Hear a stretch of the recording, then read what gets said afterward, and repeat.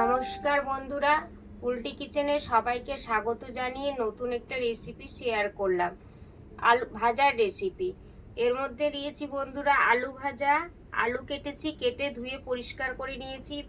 পটলটাকে কেটে ধুয়ে পরিষ্কার করে নিয়েছি। করলা ভাজার জন্য করলাকে কেটে ধুয়ে পরিষ্কার করেছি। ঢেঁড়সকে কেটে ধুয়ে পরিষ্কার করেছি। এই চারটে ভাজা আমি করব।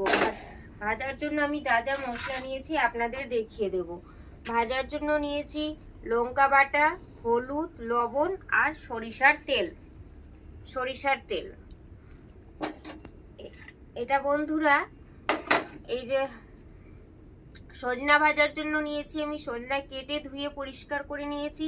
সজনা ভাজার জন্য নিয়েছি লঙ্কা ও সর্ষে বাটা। এই কটা উপকরণ আপনাদের খুব সহজেই আমি দেখিয়ে দেব, রান্না করে দেখাবো বন্ধুরা। আপনারা খুব সহজেই রান্না করে নিতে পারবেন, অল্প সময়ের মধ্যে এটা রান্না করা যায়।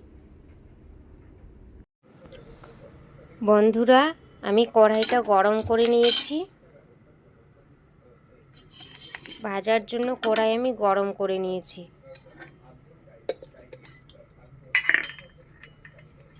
এর মধ্যে সরিষার তেল দিয়ে দেব।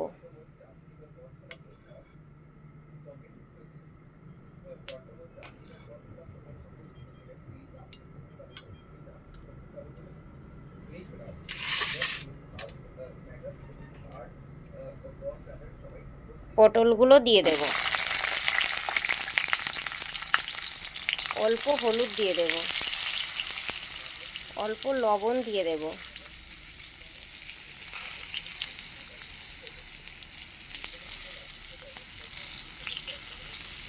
লঙ্কা বাটা অল্প দিয়ে দেব। ভালো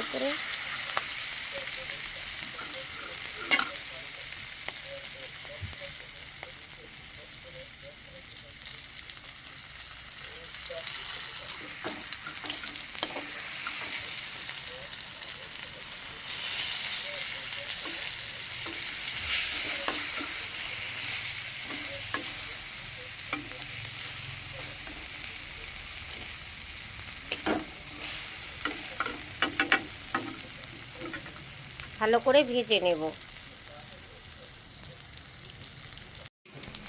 বন্ধুরা, আমার পটল ভাজাটা হয়ে গেছে। দেখেন বন্ধুরা, কত সুন্দর ভাজা হয়েছে। ভেতরে যদি না সেক লাগানো হয় বন্ধুরা, তাহলে খেতে একদমই ভালো লাগবে না। তাই একটু সময় নিয়ে ভেতরে সেকটা লাগাবেন বন্ধুরা, যাতে পটল ভাজাগুলো খুব সুন্দর খেতে হয়। এই দেখেন বন্ধুরা, কত সুন্দর আমার পটল ভাজাটা হয়েছে।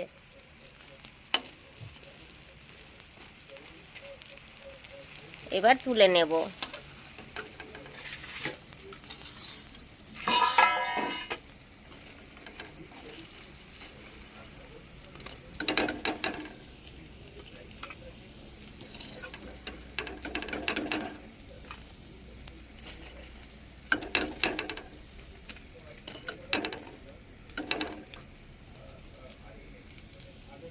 দেখেন বন্ধুরা, কত সুন্দর ভাজাটা তৈরি হয়েছে। আপনারা খুব সহজেই তৈরি করে নিতে পারবেন বাড়িতে, খুব অল্প সময়ের মধ্যে। বন্ধুরা, কড়াই আমার গরম হয়ে গেছে, সরিষার তেল দিয়ে দেব।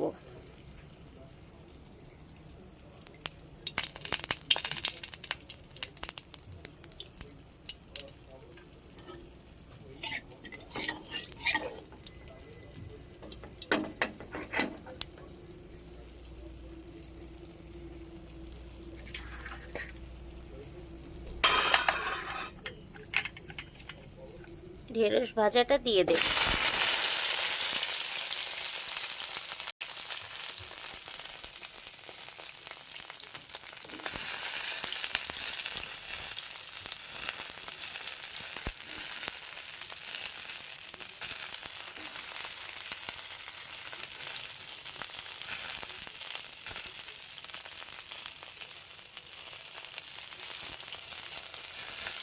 পরিমাণ মতো লবণ দিয়ে দেব। পরিমাণ মতো হলুদ দিয়ে দেব।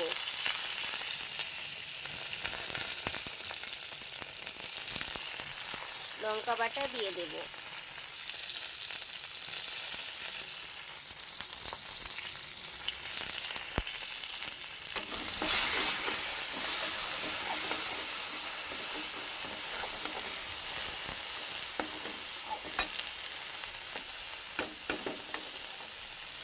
ভাজাটা সেদ্ধ হওয়া পর্যন্ত অপেক্ষা করব। বন্ধুরা, আমার ঢেঁড়স ভাজা হয়ে গেছে, এবার আমি নামিয়ে নেব।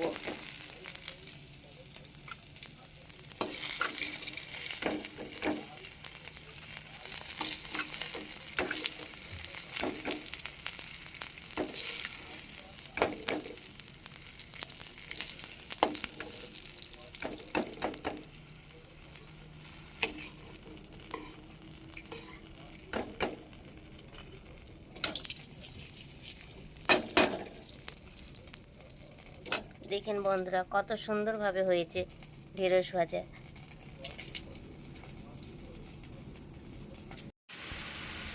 বন্ধুরা, করলা আমার ভাজা হয়ে গেছে, এবার আমি তুলে নেব।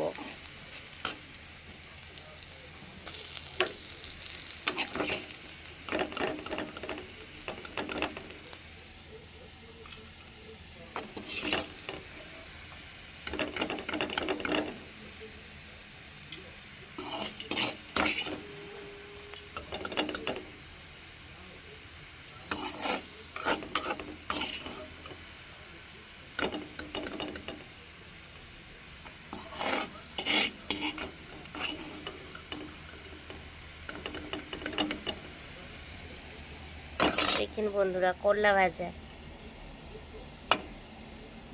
কত সুন্দরভাবে সেঁক লেগে তুললাম। বন্ধুরা, খুব সুন্দর ভাজাটা তৈরি হয়েছে। খুব সহজেই ভাজাটা তৈরি করা যায়, অল্প সময়ের মধ্যেই ভাজাটা খুব সহজেই তৈরি হয়ে যায়। বন্ধুরা, কড়াই গরমই আছে, এবার তেল দিয়ে দেব।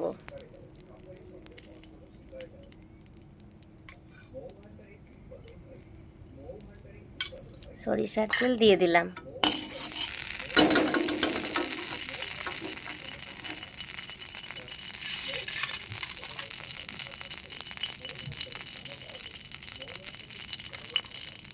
আলুগুলো দিয়ে দেব। আলু ভাজার জন্য যে আলু কেটে ধুয়ে পরিষ্কার করে রেখেছিলাম সেগুলো কড়াইয়ে দিয়ে দেব।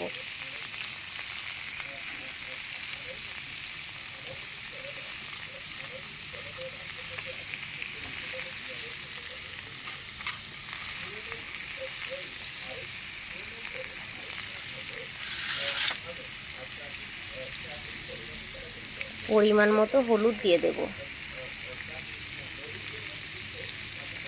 পরিমাণ মতো লবণ দিয়ে দেব।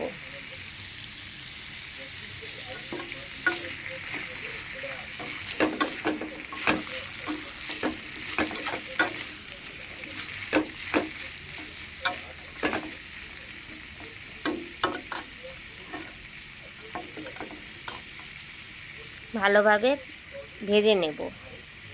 আলু ভাজাগুলোকে ভালোভাবে ভেজে নেব। বন্ধুরা, আলু ভাজা আমার তৈরি হয়ে গেছে। দেখেন কত সুন্দর কালার এসছে এবং খুব সুন্দরভাবে সেঁক লেগেছে। বন্ধুরা, দেখছেন আলু ভাজাগুলো কত সুন্দরভাবে হয়েছে। এটা খুব সহজেই অল্প সময়ের মধ্যে বানিয়ে নেওয়া যায়। এবার আমি তুলে নেব।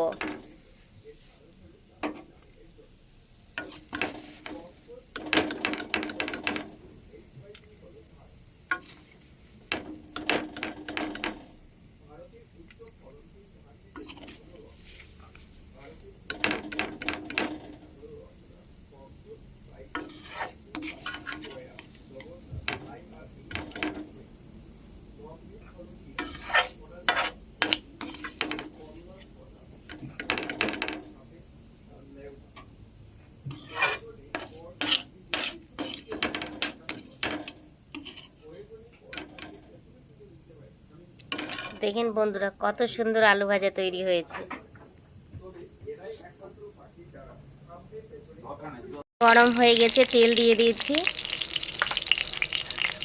এবার আমি সজনার জন্য যেটা রেখেছিলাম ধুয়ে পরিষ্কার করে ঢেলে দেব। পরিমাণ মতো হলুদ দিয়ে দেব।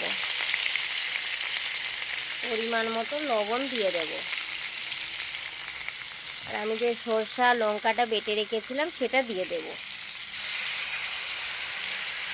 ভালো করে নেড়ে নেব।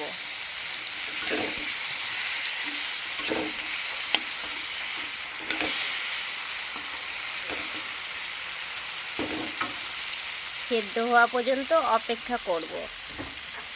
বন্ধুরা কত সুন্দর সজনা ভাজা হচ্ছে, কালারও খুব সুন্দর এসছে। কিছুক্ষণ পরে বন্ধুরা আর 2 মিনিটের মতো সেঁক লাগিয়ে নেব, তারপর নামাবো। সজনা ভাজা তৈরি হয়ে গেছে, দেখেন কত সুন্দর হয়েছে, ভালোভাবে সেঁক লেগে তৈরি হয়েছে, কালারও খুব সুন্দর এসছে বন্ধুরা। এবার আমি তুলে নেব।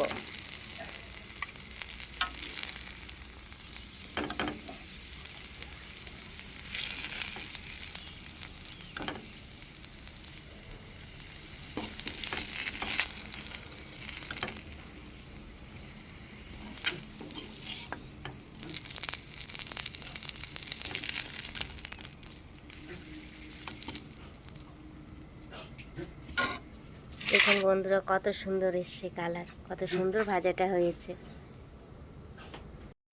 বন্ধুরা আমি যে ভাজাগুলো ভাজলাম দেখেন কত সুন্দর ভাজাগুলো হয়েছে, খুব অল্প সময়ের মধ্যে খুব সুন্দরভাবে হয়েছে বন্ধুরা ভাজা। দেখেন বন্ধুরা এটা আমার টক দই তৈরি হয়ে গেছে। এর মধ্যে ভাজা আছে করলা ভাজা, আলু ভাজা, পটল ভাজা, ঢেঁড়স ভাজা, আর এটা হচ্ছে সজনা ভাজা। টক দই এই যে বন্ধুরা আমটা টক দই প্রচন্ড সেদ্ধ হয়েছে বন্ধুরা।